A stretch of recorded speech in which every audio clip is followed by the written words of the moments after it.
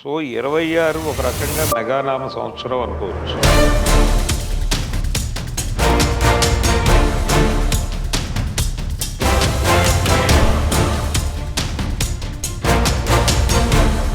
ఒక భారీ cricket match programme ఒకటి షూట్ చేయబోతున్నారు.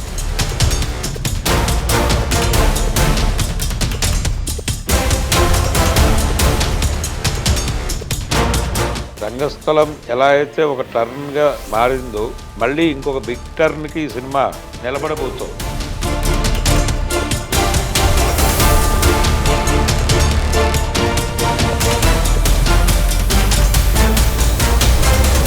భరద్వాజ్ గారు, పెద్దకి సంబంధించిన అప్డేట్లు అంతా భారీ డీల్స్ అంటున్నారు.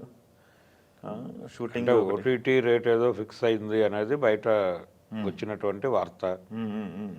130 కోట్లు అనేది, 130 కోట్లకు డీల్ కుదిరింది ఓటీటీ ప్లాట్ఫామ్తో అనేది తాజా సమాచారం. Okay okay. అలాగే షూటింగ్ కూడా చాలా హడావిడిగా చేసేస్తున్నారు, కంక్లూడ్ చేసేటువంటి మూడ్లోకి వచ్చేసారు అనేది. క్లైమాక్స్ ఫైట్ ఏదో జరుగుతుందన్నారు దంగల్ ఫైట్ మాస్టర్తో యాక్షన్ కొరియోగ్రాఫర్ అనాలి. అవును. కాబట్టి యాక్షన్ కొరియోగ్రాఫర్ని అక్కడి నుంచి పట్టుకొచ్చి, అంటే ఇది గ్లోబల్ మూవీ అని కదా వాళ్ళ ఇది ప్రొజెక్షన్. అవునవును. అలాగే సినిమాకి సంబంధించినటువంటి చాలా జాగ్రత్తలు తీసుకుంటున్నారు. మార్చి 27 అనే టెంటేటివ్ డేట్ కూడా బయటకు వచ్చింది. అవును. 26 మార్చి 27 ఈ సినిమా రిలీజ్ అవబోతోంది అనేది అంచనా. ఈ డేట్ ఆల్మోస్ట్ ఫిక్స్ అయిపోయింది అనేది లాక్ చేసుకోవచ్చు అని చెప్తున్నారు. చూడాలి. అయితే ఈ సినిమా మీద భారీ అంచనాలు కేవలం రామ్ చరణ్ అభిమానుల్లో మాత్రమే కాదు, రామ్ చరణ్లో కూడా ఉన్నాయి. అంటే తను కూడా ఈ సినిమా నుంచి ఒక పెద్ద సౌండ్ చేయాలి అనేటువంటి మూడ్లో ఉన్నాడు. ఆల్రెడీ ఆ పాటకి విపరీతమైన చిక్కిరి చిక్కిరికి విపరీతమైనటువంటి రెస్పాన్స్ వచ్చింది. 100 మిలియన్ దాటింది. అది దాటడం మాత్రమే కాకుండా విపరీతంగా రీల్స్ ప్రొడ్యూస్ అవుతున్నాయి ఆ కంటెంట్తో. ఎప్పుడైతే ఒక పాట నుంచి రీల్స్గా డైవర్ట్ అయిపోయి కంటెంట్ క్రియేట్ అవుతుందో, దాని తాలూకా ప్రభావం ఆ సెక్షన్స్లో నడుస్తోంది అనేది అర్థం చేసుకోవాలి. కాబట్టి ఒక మూడ్ వచ్చేసింది జనాలకి. అలాగే దీనికి సంబంధించి ఇంకా షూటింగ్ పార్ట్ కొంత ఉందని, క్రికెట్ మ్యాచ్ ఏదో ఒక భారీ క్రికెట్ మ్యాచ్ ప్రోగ్రామ్ ఒకటి షూట్ చేయబోతున్నారు ఢిల్లీలో అనేది వినిపిస్తున్న మాట. అది అయిపోతే ఆల్మోస్ట్ అయిపోయినట్టే అనేది. తర్వాత ఐటమ్ సాంగ్ ఒకటి ఉంటుంది ఈ సినిమాలో. ఈ ఐటమ్ సాంగ్కి సంబంధించి రెహమాన్ నుంచి రావాల్సింది అదొకటే. ఆల్మోస్ట్ అన్నీ ఇచ్చేసాడు ఆయన. ఐటమ్ సాంగ్ అనేది చాలా కీలకం ఇందులో. కేవలం మైత్రి మూవీ మేకర్స్ మాత్రమే కాదు, సుకుమార్ రైటింగ్స్ కూడా ఇన్వాల్వ్ అయి ఉంది. సుకుమార్ గారు అనగానే మనకి ఐటమ్ సాంగ్ అనేది కొంచెం ఒక స్పెషలైజ్డ్ సెగ్మెంట్ ఉంటుంది. డెఫినెట్గా దీనిలో కూడా ఆ ధోరణి ఉంటుంది. ఉప్పెనలో కూడా చూసాం మనం. అందుకని ఐటమ్ సాంగ్ ఒకటి బాకీ ఉన్నాడు ఆయన. ఆ ఐటమ్ సాంగ్ వచ్చేస్తే దాని చిత్రీకరణ హడావిడి అది అయిపోయిన తర్వాత మార్చి 27 సమ్మర్ స్పెషల్గా ఇది రాబోతోంది. సో మెగా అభిమానులకు అదొక ఫెస్టివల్.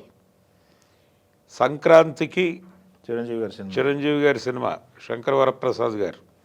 దీని తర్వాత మళ్ళీ మార్చి తర్వాత బాబాయ్ సినిమా ఉస్తాద్ భగత్ సింగ్. సో 26 ఒక రకంగా మెగానామ సంవత్సరం అనుకోవచ్చు. ఓకే.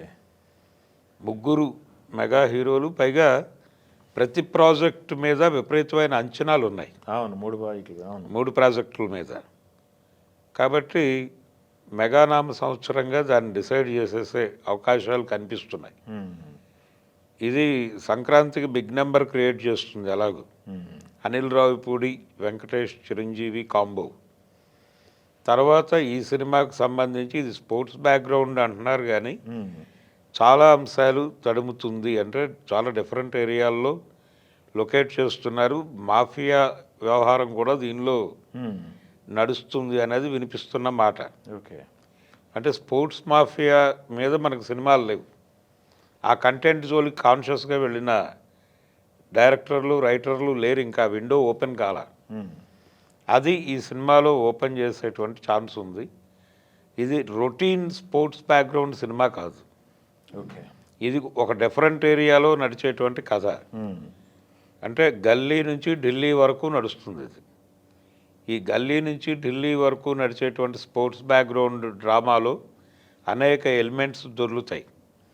ఇది డెఫినెట్గా ఆడియన్స్ని బిగ్ స్కేల్లో ఎంటర్టైన్ చేయటంతో పాటు ఆలోచింపజేసేటువంటి కంటెంట్ కూడా ఇందులో ఉండబోతోంది అనేది వాస్తవం. అతను ఆ మేరకు కసరత్తు చేశాడు దాని మీద, బుచ్చిబాబు.